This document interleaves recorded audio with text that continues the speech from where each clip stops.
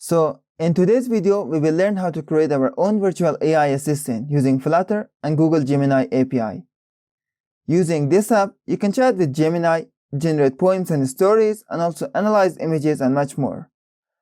With the release of Flutter CK 3.3, it became possible to integrate Gemini AI into Flutter apps, thanks to Google Generative AI package and Gemini API. In today's video, we will build our own AI assistant. So without further ado, let's jump right into it. So to get started with this project, you need to clone the GitHub repository. I will leave a link in the description for the GitHub file.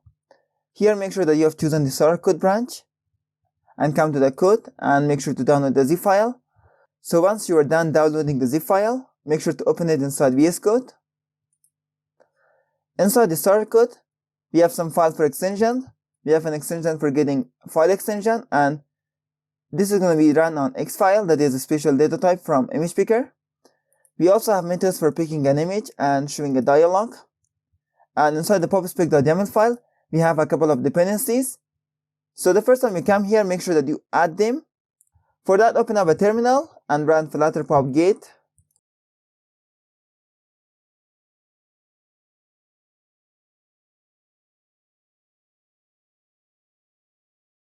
So now that we are done with our starter code, let's also set up our Firebase. So now we need to set up our Firebase project. For that, let's head to Firebase console. And the other says console.firebase.google.com. Make sure that you choose your correct account and come and create a project. I'm going to name it Gemini Chatbot. And make sure to disable the crash analytics. And wait for the project to be created.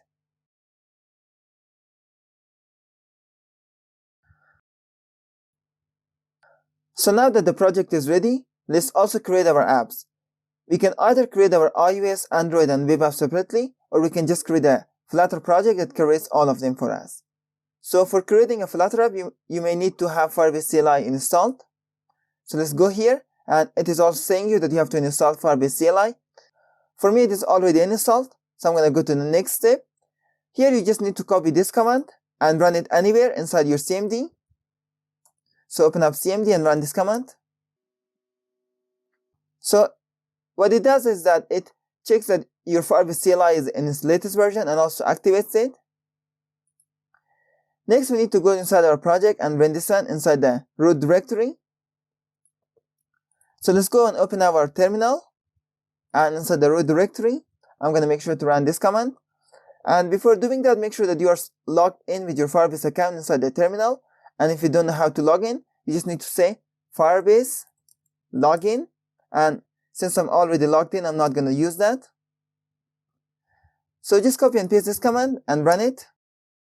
This command is trying to find your Firebase project and set it up for you. So the project has been found, and I'm going to say we need our project for Android and iOS. I'm going to disable web and macOS. And it is going to take a while and set up my project for both Android and iOS. I'm going to come back when it's done. So it took a while, but my project has been successfully registered. Now we all need to do is to come inside our main.dart and do the last step. So for the last step, we need to copy this code and put it inside our main.dart. Make sure that your main method is async and also have widgets Flutter binding to ensure initialized. So once you're here, you need to import two dependencies. You first of all need to import Firebase core, and we also need to import Firebase options. That is the file that we just created here. So now that we have successfully set up our Flutter project with Firebase, we also need to set up our authentication, Firebase, Firestore, and also storage. For that, we need to go again inside our Firebase. Here we need to go inside the build. I'm going to first of all set up authentication. Click on Get Started. For this project, I'm going to be using Google Sign-In. So inside the sign-in providers, we need to activate Google. Let's say Save Now, and also set up our email. So once we're done here, we need to go and do some more steps. For that, we need to go inside the project settings.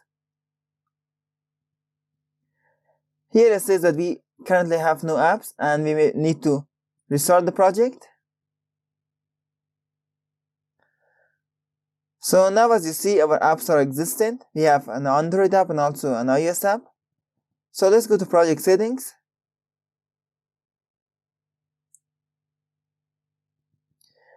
Here we need to finish setting up our project.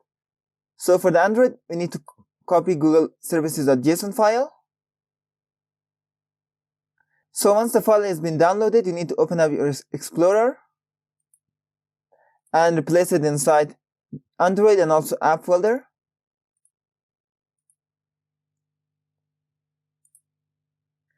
We also need app to send a SHA-1 fingerprint. So for that, we need to go inside our project, open up a terminal, and we also need to navigate to the Android folder. Here we need to type Gradle view signing report, and this is going to give us a SHA-1 key. So now we have our SHA-1 key. So let's go up, and I'm going to pick one of them. So inside the debug one, I'm going to say, come here and copy the SHA-1 key. And here we need to add a fingerprint and add it here. And Firebase automatically recognizes that this is a SHA-1, not SHA-25-256. So our key has been added. And now we can go back to the project and start doing authentication. So once we're done with authentication, we need to go inside of our Firebase Firestore. So here we need to create a cloud database. So here we need to pick a location, and I'm going to choose a default one. That is going to be United States. And I'm going to start it in production mode.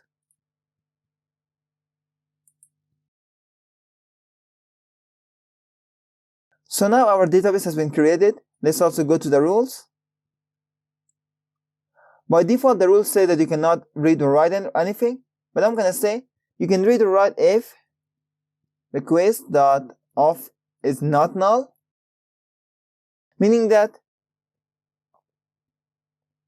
if you have signed in with your Firebase account, you can read and write any data. These rules are not very safe, so you have to change your own rules according to your application, but I'm going to stick for this as this is not a production app. Next, we need to open up our Firebase Storage and also set this one up again in production mode. So with this, our Flutter project has been successfully set up with Firebase, and we need no more to do. In the next step, I'm going to get my API key. So now that we're done setting up our Firebase project, it is also time for us to get our API key. For this chatbot, we are going to be using Gemini, and for that we need to head over to Google AI Studio. So head over to aistudio.google.com. Here we need to first of all create a new project, and I'm going to say a chat prompt, and then we can get an API key. So I already have an API key, and I'm going to create one here. Here you just need to choose the Firebase project that we just created now, and for that we can create an API key. Make sure to copy your API key and then head over to VS Code. Inside the root directory of your project, create a file called .env. This file is going to be your environment variable, and here I'm going to say we have a key, and that is going to be equal to our API key. So this is a safe way to save our API key instead of saving it inside a Dart file. Also make sure to go to gitignore, and here under everything I'm going to say pick start.env files and hit save. So this way we tell our GitHub when we push the project to GitHub, you should not share our environment variable files because those are secrets. And just like that, we have everything set up. So in the next video, we will be creating our models. So let's create our message model. For that, we need to head to lib folder and create a folder called models. Inside that folder, we need to create our model, message.dart. I'm going to define it as an immutable class. And make sure to import immutable from foundation.dart and only show immutable. This class is going to have 5 properties, so let's create them. First of all, we have an ID, and we have a message. Then we also have our image URL that is nullable, and we also should have a date created. And lastly, we have our isMine. This property determines if the message is sent or received. We also need to create some constructor and also JSON's realization. So we also need to declare it as a constant. I'm going to get rid of these imports that I don't need, and also these 2 methods. So our toMap and fromMap methods are generated automatically. Next, we need to define our repositories. So next, we need to work on our repositories, and repositories are the methods for signing the user in, interacting with the Gemini API, and also storing our messages inside the Firebase. So this is practically our backend. So let's define them. Inside the lib folder, we need to create a folder called repositories. And inside that, I'm going to create my auth repository. So auth repository is responsible for signing the user in and out using the Google sign-in that we enabled inside the Firebase. So let's start by creating our auth repository class, and I'm going to define it as an immutable class. For that, we need to import foundation.dart and show immutable. Inside the auth repository, we define 2 instances, one for our Firebase Auth and also for our Google sign-in. For that, we also need to import the dependencies. So the first method that we create is going to be sign in with Google, and this method is going to return a user credential. Inside this method, I'm going to call the sign-in method using Google sign-in instance, and I'm going to store the result inside the Google user. This is going to trigger the Google sign-in dialog, and you can choose your account. So if the Google user is null, it means that the user did not select an account or cancel the dialog. But if the user selected the account, we get our authentication details using Google user.authentication. Next, we need to turn these authentication details to Firebase credentials. For that, I'm going to be using Google Auth Provider.credential, and I'm going to be providing an access token and also the ID token. And lastly, we need to sign in using our credentials and using Firebase Auth. So this is pretty much everything about signing with Google. Next, we need to define a method for signing out. And all this method does is pretty much just calling the signout method from both Google sign-in and also the Firebase Auth. So this was everything about our auth repository. Let's say save the file, and next we need to create our storage methods. So inside the repositories, we need to create our storage repository.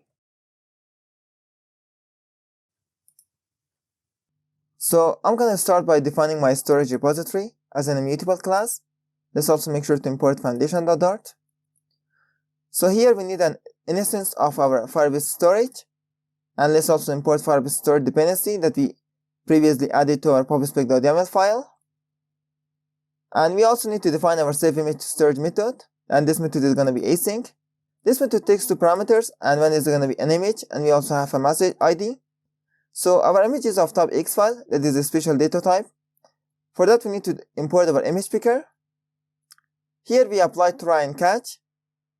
So inside the try method, I'm going to say, first of all, go to inside storage and create a reference.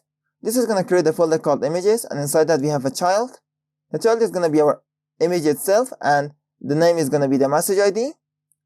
Next, we need to use our reference and put our file, but we cannot put our image directly because this is an X file. For that, we need to convert our X file to a file and put the image path. This file is defined inside the Dart.io, so let's import that one too. And lastly, we need to get our download URL, and we're going to do that using our snapshot.reference.getDownloadURL, and we also need to return it. And in case we have an error, I'm going to just return an exception. So this is pretty much everything about the storage repository. Next, I'm going to create the child repositories. So the last repository that we need to define is going to be child repository. This repository is responsible for making API requests with Gemini and also storing the chats inside the Firebase. So let's also create a file for that inside the repositories.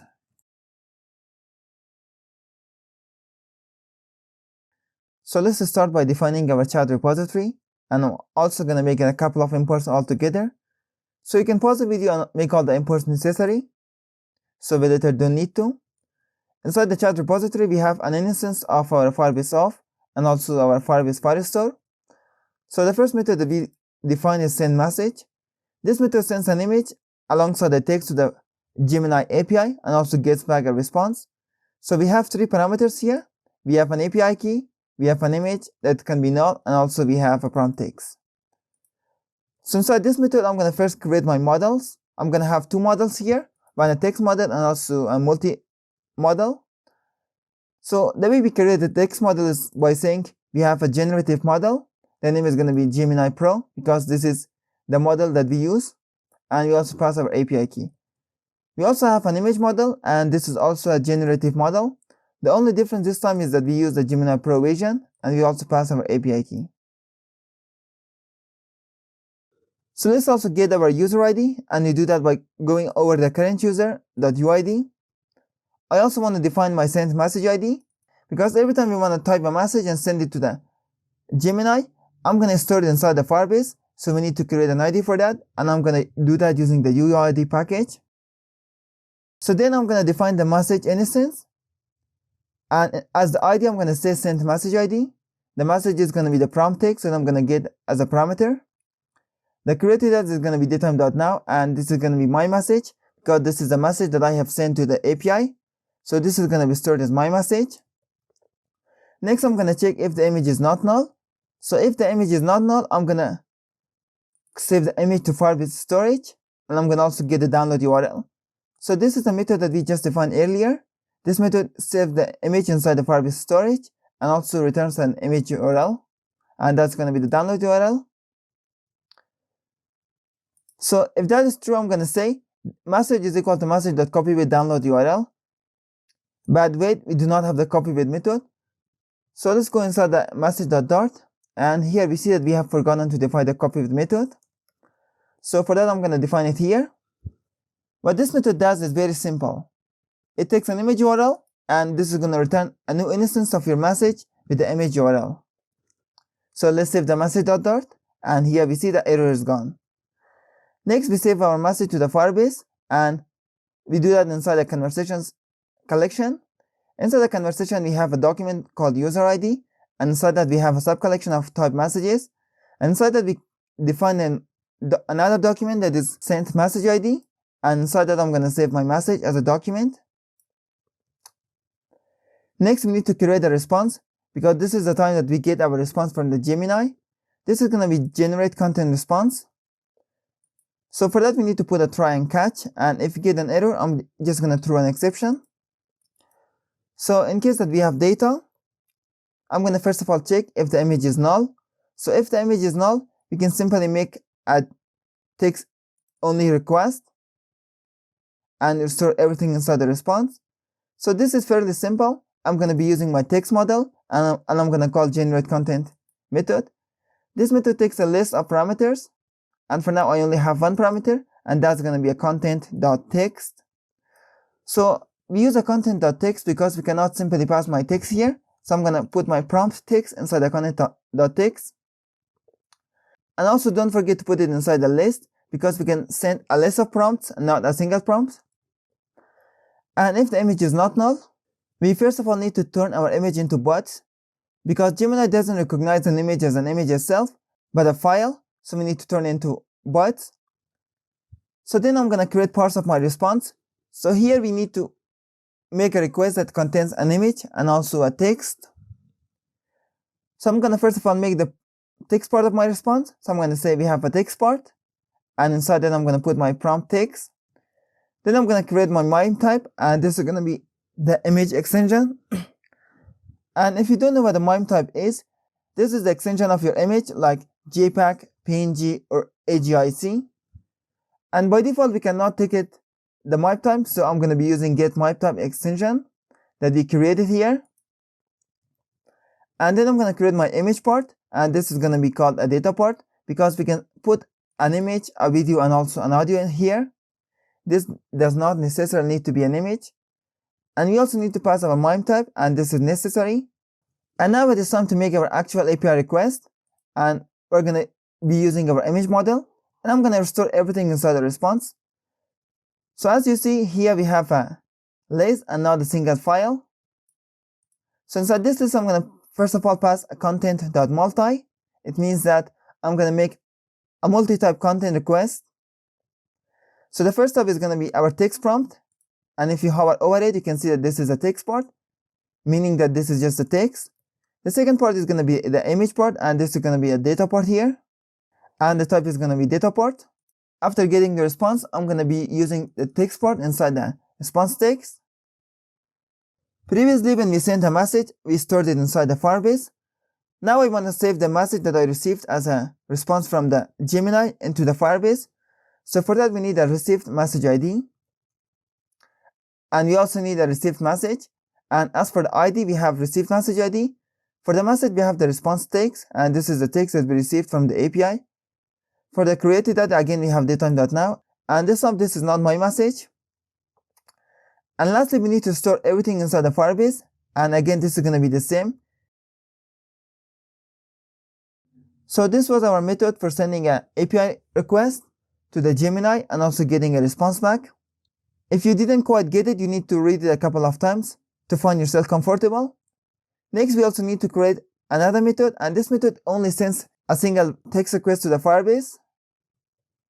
So let's also create send text message, and as you might think, this is going to contain an API key and also a text prompt as a parameter. Here again, we need a try and catch, and in case we have an error, I'm going to throw an exception and pass my error.toString. So inside the try, I'm going to define my text model, and this time around we do not need an image model. So again, I'm going to get my user ID and also send message ID because we want to send the message to the Firebase. So I'm going to define my message as before, and I'm going to also store it inside the Firebase file store. And remember, this is the message that we send to the Gemini. Before sending it to the Gemini, we need to store it inside the Firebase so we can see our message inside the application. Then we need to make a text model request using the Gemini content and restore the response inside the response. So this is nothing new. Here we just need to pass a content.text, and inside that we need to put our text prompt. Then we get our response text back using the response.text. So here again, I'm going to save the message that I received from the Gemini into the Fire Store. So for that, we need to create a received message ID, and I'm going to also create a response message, and this is the message that we received from the Gemini. And lastly, I'm going to store everything inside the Fire Store. So with that, we can save our chat repository, and this is everything we needed to create here. In the next video, we will start working on our providers. So now that we're done defining our repositories, let's also work on our providers. Inside the lib folder, create a folder for providers. So here we have two providers, and the first one is going to be providers.dart. Here we will define two general providers that would return instance of our repositories. So the first one is going to be chat provider, and this is going to be a simple provider. And all it does is just to return chat repository. So let's also do our imports. Nice. I'm going to copy this one and paste it again. This one we need to create an auth provider, and this is going to provide auth repository. So this is basically our providers. The second provider that we define is for getting all the messages. So let's call it get all messages provider. This is going to be an stream provider. So let's say get all messages provider is equal to a stream provider. And I also want to make it auto dispose and also family because we have some parameters. So this provider is going to return an iterable of type message, and it's going to receive a string parameter. That parameter is going to be user ID, and I'm going to use bracket syntax. So here we first need to define our controller, and that's going to be, of course, stream controller. This should be the same type with our provider, so this is iterable of type message. And lastly, when the provider is done, we're going to return controller.stream, because this is where we save all of our messages. So here I'm going to make a call to the Firebase and get my messages. So we need to create a subscription to Firebase firestore.instance. We have to go to the conversations collection, and then inside the document user ID, we have another subcollection that is called messages. We also need to order by created that, and it's going to be descending. And now we need to listen to our snapshots. So listening to the snapshot gives us the snapshot itself. And this snapshot is going to hold all of our messages. So let's map it. I'm going to say messages is equal to snapshot.docs. So each doc is going to be itself a message. So I'm going to map each doc, and I'm going to call it message data. And I'm going to say I need to convert each of them from a map, and the data is going to be message data.data. So this is how we get list of our messages. Now we need to add it to our controller. Everything fine, but when the provider is getting disposed, we also need to dispose our subscription and also our controller. So let's say when we dispose the ref, we also need to say subscription.cancel, so we no longer listen to the Firebase. And we also need to close our controller. Beautiful. So this is everything about our providers. Next we will start defining our UI. So now that we're done defining our providers and also the repository, it is time to start working on the juicy parts. So for that, I'm going to bring my emulator to the site to see what is happening here and also run the project. But before running the project, we have one thing to fix here. Every time you use Firebase in your application, make sure that your main sticky version is at least 21. Otherwise, you'll get multi-dex errors. By default, I think the main sticky version is going to be 16. So let's hit save now and also run the project.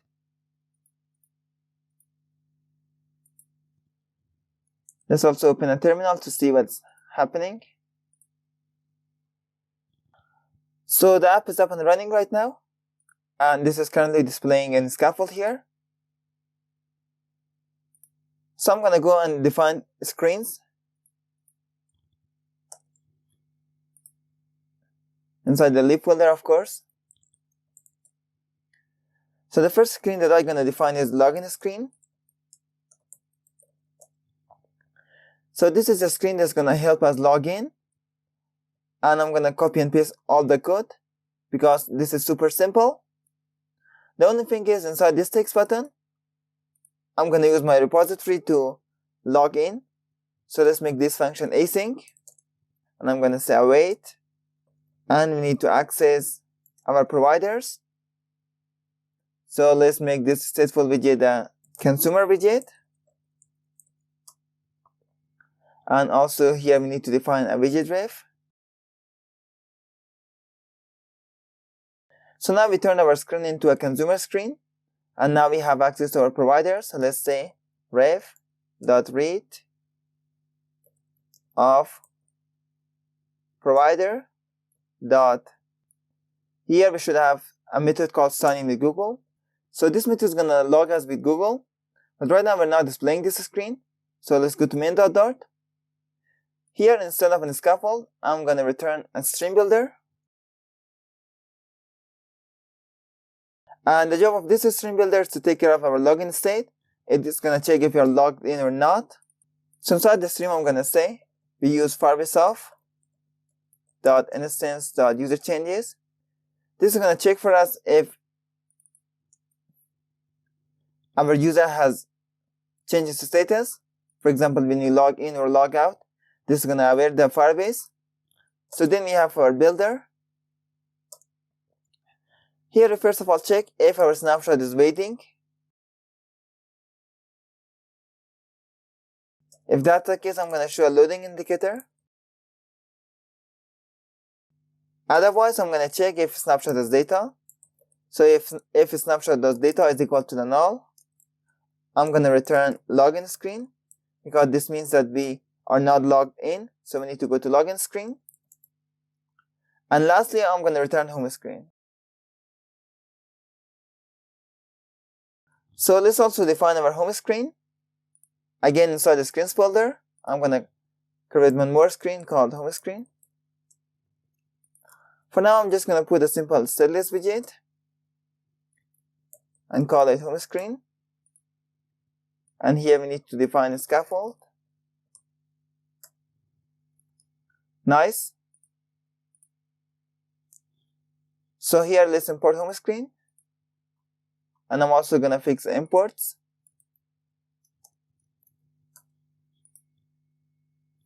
So let's hit save. Now as you see, we are inside login screen because we have not logged in. So if you, for example, log in, we're going to end up inside the home screen. So the sign with Google did not work, and I paused the video and I figured out that we have not defined our provider scope. So inside the run app, we have to wrap my app with the provider scope.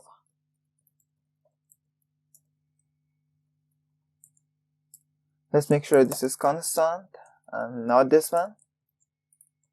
Let's save. Now I'm going to hard restart the application.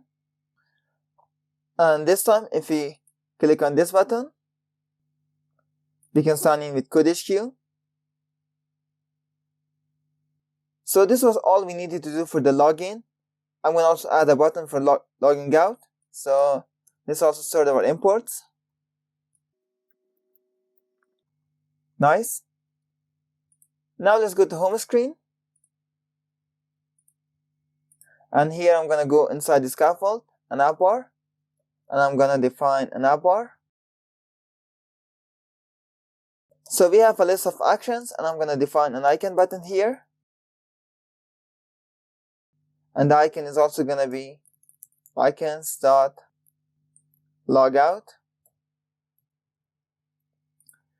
So let's hit save here. And our icon appears. But whenever we click on this icon, we have to be logged out. So for that, we need to call our provider.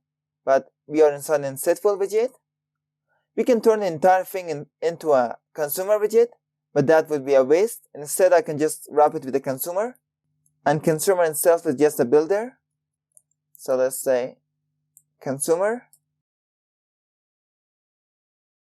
So here we have three properties. We have context, we have reference, and also we have the child. I'm going to be using my ref and call read method, and I'm going to call off provider, and this time we're going to say sign out. So if we click hit save now, we can click on this button and we are signed out. So now that we have figured out how to sign in and sign out, next we need to work on our UI. Let's start designing our home screen. First of all, I'm going to turn it into a stateful widget. And also make it a consumer widget. So to make a widget consumer, we just need to add consumer keyword before every state that we see. This is a simple trick that always works.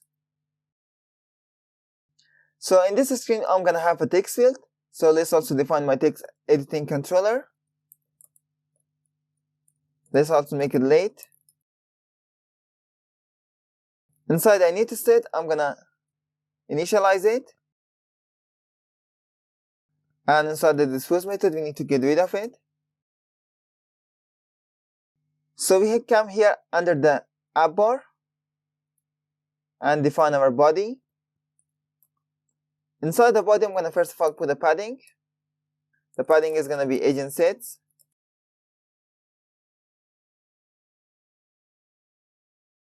And symmetric. I want a horizontal padding of 16 and a vertical padding of 12. And as for the child, I'm going to put a column. And this column is going to have children. So here we need to put two things. First of all, here I'm going to put my message list, and under that, here should be a text field. So I'm going to leave some place for expanded, and I'm going to say this is for the message list. So I'm just going to leave and expand it, and the child is going to be for now just an empty column. At the bottom we have a text field. And as for the controller, we need to provide message controller. Nice, all errors are gone now. So if we now hit save, you see that we have a text field here. But let's also give it some style. Let me shrink it a little bit.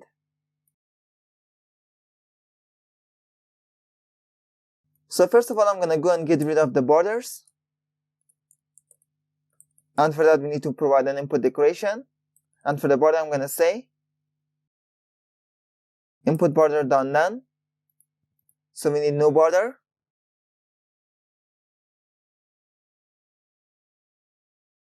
We also need to provide a hint text here. I'm going to say ask any question. Let's also make sure this is constant. I also want to wrap my text field with a container. And I'm going to give it a color. The color is going to be white for the 54. I need to have two buttons alongside my container. So for that reason, I'm going to wrap it with a row. So let's wrap my text field with a row.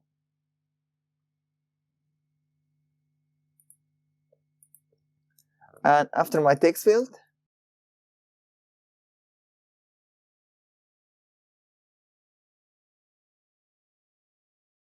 I also want to have some buttons. So the first button is going to be the image button. And the second button is going to be send button. So as for the first button, I'm just going to say this is going to be an icon button. Unpressed is going to be null for now. And for the icon, I'm going to say icons.image.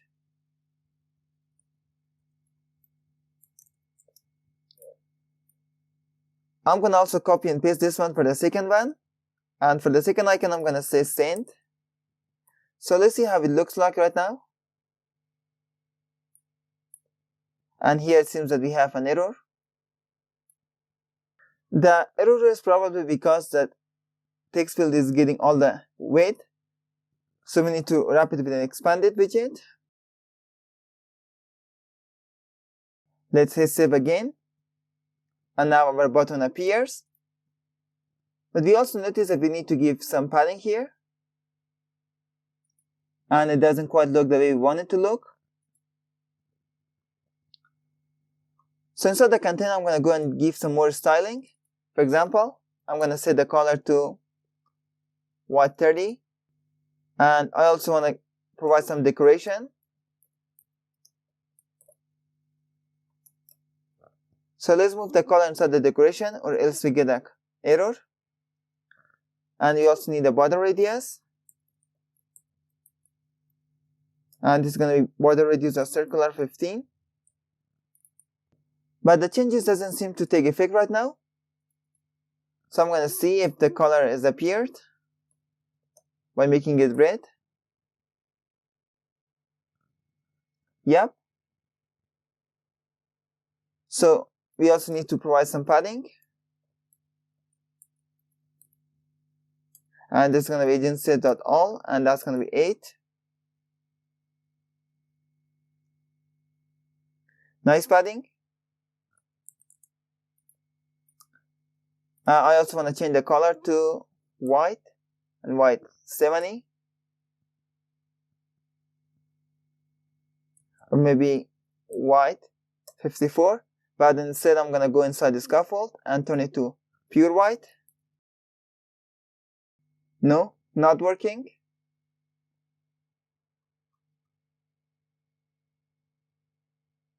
So what about if I give a color of gray? I'm going to make it lighter by giving a shade of 400. So it looks a lot better now. And I'm going to be satisfied with this style for now. So this is our text field. We also need to create our message list. But for now we have no messages. So let's also add the functionality to send a message. So inside this button, I'm going to call a reference to my chat provider. I'm going to call send messages. So this method is going to ask me for a couple of properties. It asks me for an image, a prompt text, and also the API key. But here we do not send any images, so I'm going to be using another method, and that was send text message. And for the prompt, I'm going to say message controller.text. And I'm going to also make it async and await all the process. But here we have a problem, and that is getting our API key. So how do we get our API key? In the previous tutorial, I told you that we save our API key inside a file called .env. So to get our API key, we need to define a variable for that.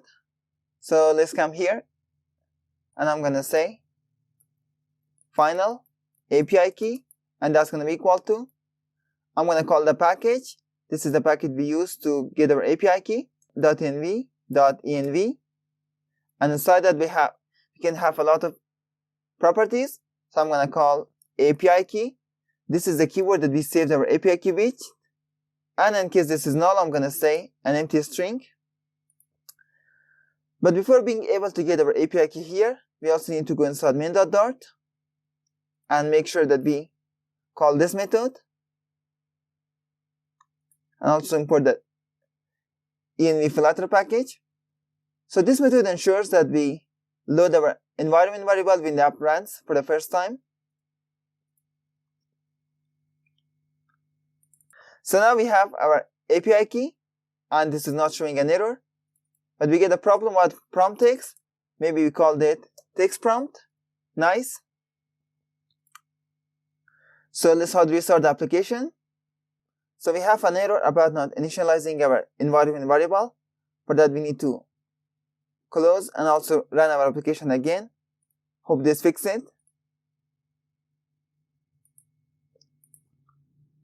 So I just stopped the application execution and ran it again, but this is still giving us the error. And the error is about the line that we load the application.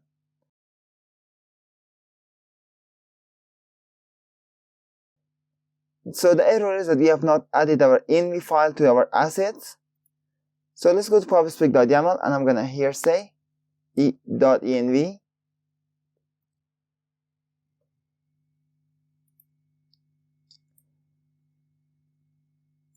So now if we run our application, it has to work.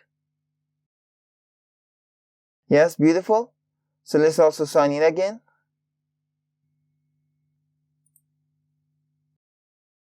So everything is now working correctly. Beautiful. Now I'm going to try sending a message here.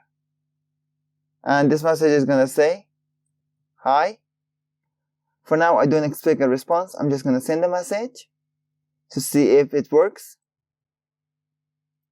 So let's also open up the terminal. And it sounds like the message is being sent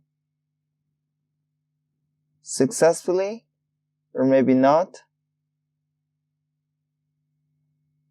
And the error that we have is because of the location. So the only location that this Gemini API work on is, for now, United States. And I'm definitely not in that location, so this is going to give me an error. For that, we need to change our location, and you can simply use a VPN or a proxy server. I'm going to change my location and come back. So in order to change the location, I just added a VPN to my emulator. You should go ahead and do the same and set the location to the United States, because currently in this version of the API, this is the only supported location. So I'm going to go ahead and send another message.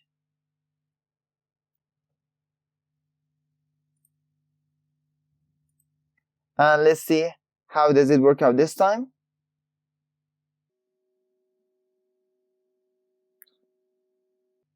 And if we visit the Firebase and go inside our messages,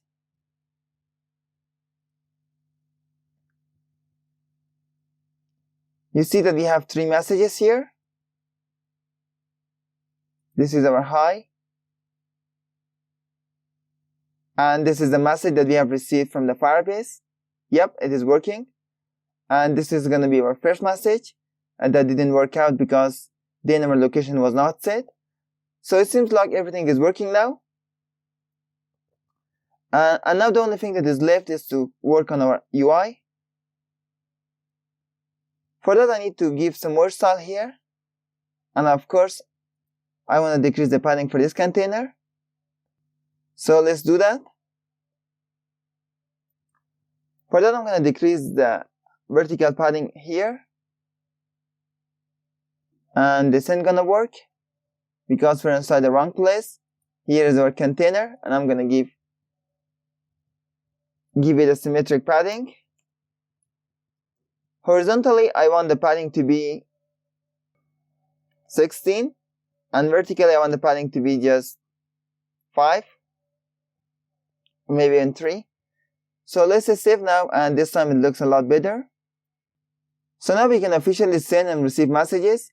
The only thing we left to do is just to display our messages. So now that we can send and receive messages, it is also time to display our messages. So right now inside the messages list, we only have a column, and this is not going to do anything.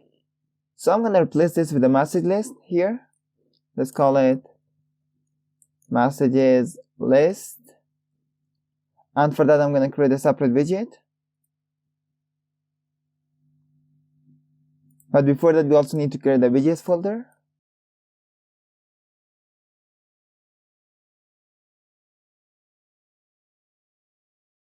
So this widget is going to be setlist widget.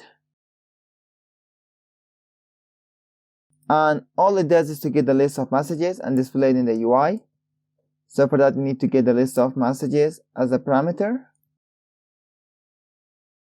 And we also need to add it inside the constructor. So let's also import message. Nice. And I'm going to make the import shorter. It's more beautiful. So here, the only thing we need to do is to return a listview.builder. And the listview.builder is going to ask for an item count and also the item builder. For the item count, I'm going to say messages.length. And for the item builder, we write the function that contains the context and also the index. I'm going to get a single message item out of the list. And I'm going to return a message tile.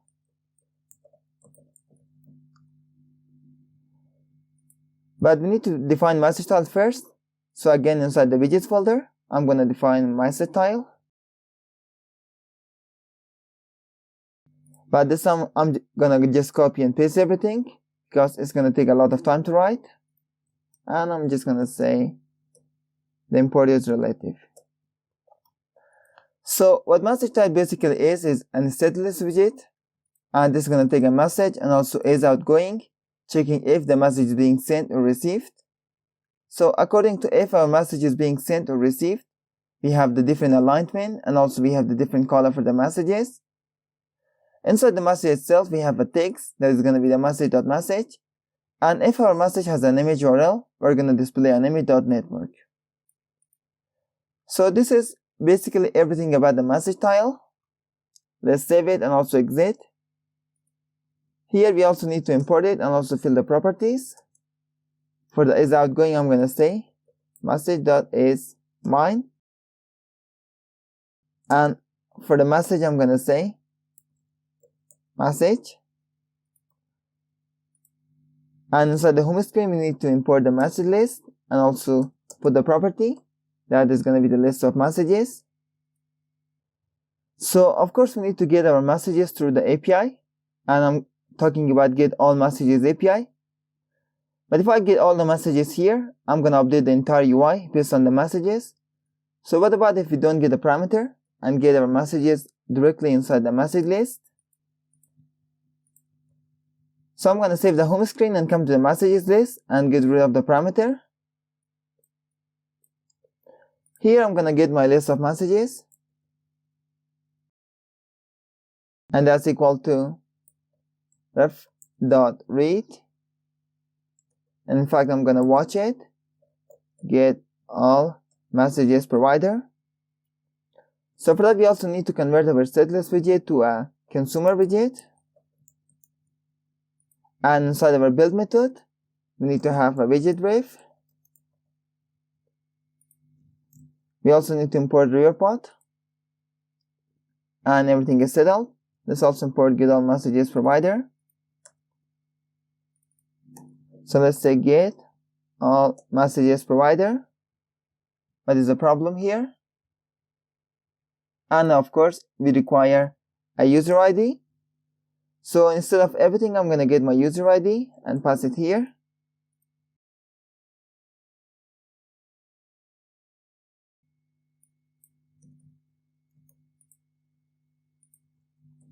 And here this time we need to provide it a user ID. Firebase Auth.instance.currentUser.uid. And we cannot have that because we're inside a constant widget. So let's remove that. And of course you can guess that you could just directly use it there and do not pass it as a parameter. But in fact it doesn't matter. So now you see that our message data is an async value. For that we can just say message data.when. So this is a powerful feature with Riverpod.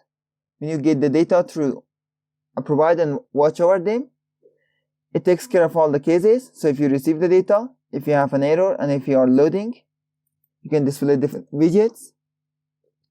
So inside the error screen, I'm going to just display a center widget with my error.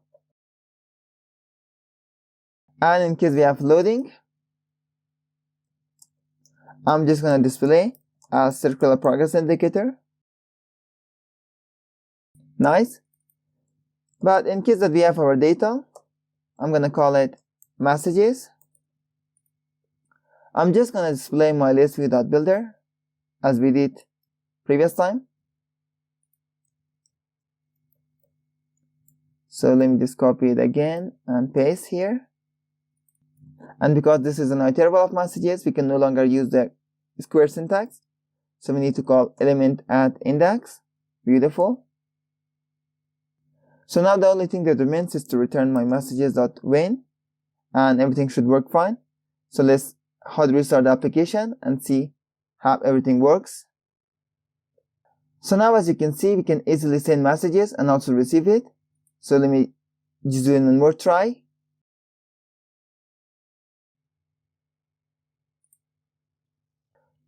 So the message could not be received because of a connection error. I'm going to send it again. So our question was blocked due to some safety reasons. That is a weird thing about Gemini. Sometimes your questions are going to get blocked for stupid reasons. So I'm going to send another message and I'm going to say, how are you? So let's send it now. And you see that we have a response. But if we send a lot of messages here like this, you're going to see that we get responses in the wrong order. I want the latest message to be at the bottom. So let's go inside our list view.builder, and I'm going to activate the reverse property and set it to true. Let's see if this one helps. Beautiful. Now as you see, our messages and responses are displayed in the exact correct order. So this is everything about sending a message and also receiving a response. So this was everything about sending and receiving messages with the Gemini API. In the next part, we will explore how to send images and get our response back. So as the last part of the tutorial, we also want to enable our user to be able to send images as prompts. So these images are going to be analyzed by Gemini and will return a response. So for that, we need to create a separate screen. So whenever we click on this image, I'm going to go to a separate screen. Let's go to a screen and also call send image screen. So this screen is going to be in stateful widget, and we call it send image screen. So every time you open up this screen, you have to automatically open up an image picker. So for that, I need to define my image picker. Let's say I'm going to say I have a picker, and that's going to be equal to image picker, or we can simply use our utils. So instead of defining a new image picker, I'm just going to stick to my image picker that I have defined. So the picked image is equal to await, and I'm going to be calling pick image. I have already defined this method inside the image picker, this method, and this is inside the utils, so you can take a look at the code. And I'm going to check if the picked image is null, and if this is null, I'm just going to return. But otherwise, if this image is not null, I'm going to set state and set it to my image. So let's also define my image, and I'm going to say xfile image. And if the image is not null, I'm going to say image is equal to picked image. So the image is equal to picked image, and I hope this is working. We also need to create a method for removing the image, and I'm going to call it remove image. And in fact, all it does is to say set state and image is equal to null. So now that we have defined our pick image and also removed the image method, we need to define our init state. Inside the init state, the first thing I'm going to do is to call pick image. So every time you open up the screen, an image picker is going to be pop up, and you can pick an image and send it to the API. But we also need to define the UI, and I'm just going to copy and paste everything. So this is basically our UI. And for now, we have a lot of errors. So for us to resolve our errors, we need to define some properties. The first is going to be a prompt controller. So let's define a text editing controller, and I'm going to call it prompt controller. So inside the init state, we're going to initialize it like this. And we also need to dispose this inside the dispose method. Let's do that. But you also need to define and is loading. And I'm going to initially set it to false, because every time we send a message, it is going to load the screen for some moment until the request is done. So we pretty much solved all the problems. Let's also import .io. And we also need to import Cupertino.dart. So the only error that's remaining now is about our providers, because we need to access Brave, but we don't have that. There is also this API key, so let's also get it. And again, just like before, I'm going to come here and say we have an API key, and that's going to be equal to .env, and mention our API key. And in case our API key is null, we can just say an empty string. And we also need to convert this into a consumer widget. So let's put some consumers here. And again, the trick is to put a consumer before every state that you see. And also import Riverpod. So now that all errors are gone, we also need to navigate to this screen. So here inside home screen, in case we click on this button, I'm going to send us to send image screen. So let's open up home screen and find the button. Here it is. So here we just need to navigate to that screen. And I'm going to do it real quick. Beautiful. Now let's click on this button. And this is going to open up an image picker for us.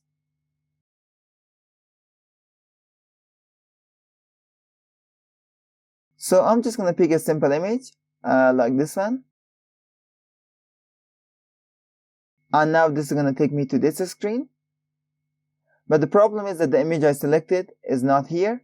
So let's see what the problem is. Here inside the send image screen, I'm going to call pick image. But if I do a set hot reload, we see that the image is appearing.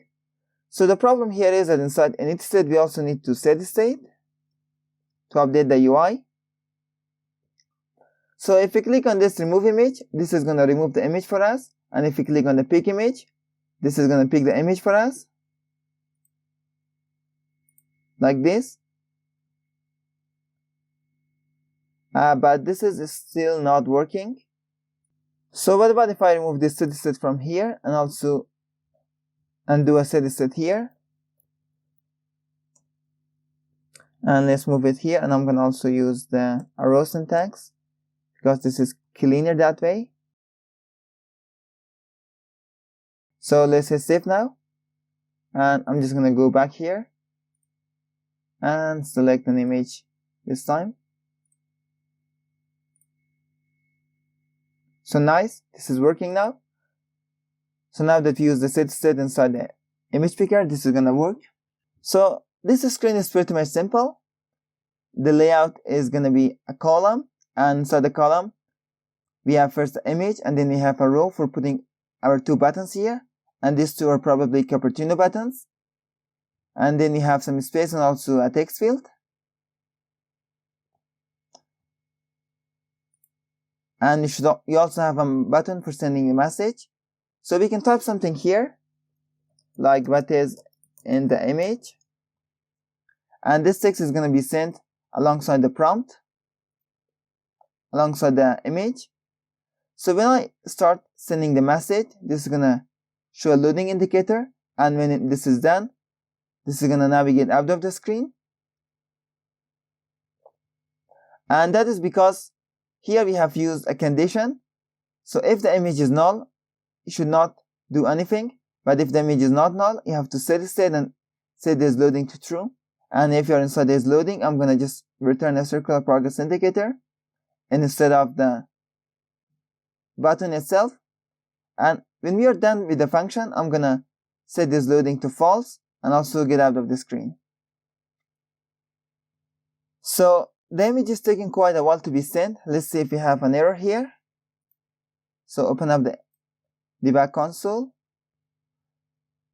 So it sounds like we have an error from the Firebase Storage. I'm going to open up my storage here inside the Firebase. So the problem can be about the rules. Let's check them out here. And yep. So when you start your Firebase Storage inside the production mode and now the test mode, this is the default rule. And let's change it now. So I'm going to say if the request.auth is not null, you have to allow the user to send images. Beautiful. So now let's also hard restart the application. And let's go back to that screen again.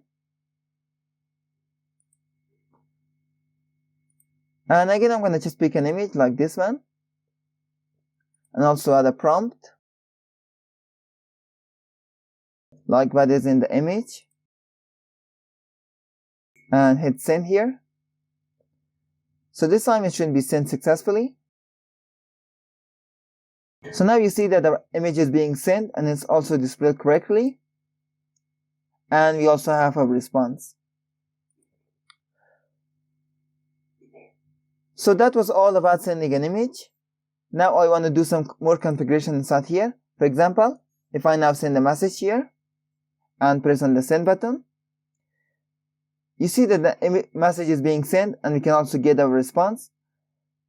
But the problem here is that the text field is not being cleared, and we can also send empty messages like this one. So let's avoid these two scenarios here. For that, we need to go inside our home screen and inside the method that I'm going to send my message.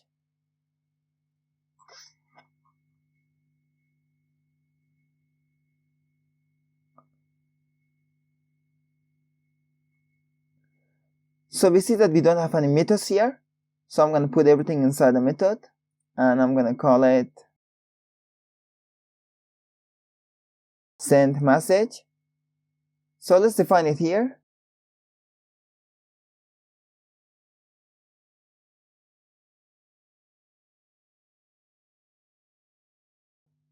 So the first thing I'm gonna do is to get my message and also trim it for any white space, and then I'm gonna check if the message is empty. I'm just gonna return the method, meaning that we send nothing. But if the message is not empty, I'm gonna allow us to send a message. So let's say save now. And this time if you press on this button, you see that we cannot send an empty message. And when we are done sending the message, I also want the controller to be cleared. So let's say message controller dot text message controller dot clear. So now let's send the message, and I'm gonna say hi again.